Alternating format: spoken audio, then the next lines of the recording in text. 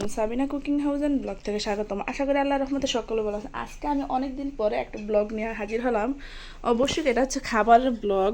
অবশ্যই আজকে ব্লগটা হচ্ছে খুব আনন্দের ব্লগ, যে না যে ভাই দিতে পারলেই যে আনন্দ তা না।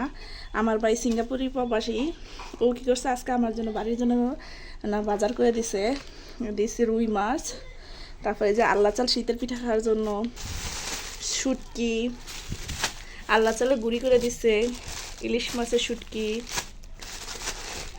বাঁশপাতা শুটকি, হাঁস, মুরগি, আমার মেয়ের চিংড়ি মাছ পছন্দ, চিংড়ি মাছ, তেলাপিয়া মাছ, পাবদা মাছ, পাঙ্গাস মাছ, এবার শাক, তারপর হচ্ছে পেয়ারা, কমলা, আঙুর। অবশ্যই বাইরের জন্য দোয়া করতে হবে। 10টা না 5টা না, একটা মাত্র বাইরে যতটুকু করে আলহামদুলিল্লাহ।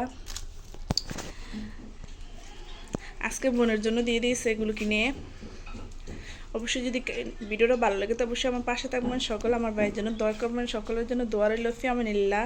আল্লাহ হাফেজ।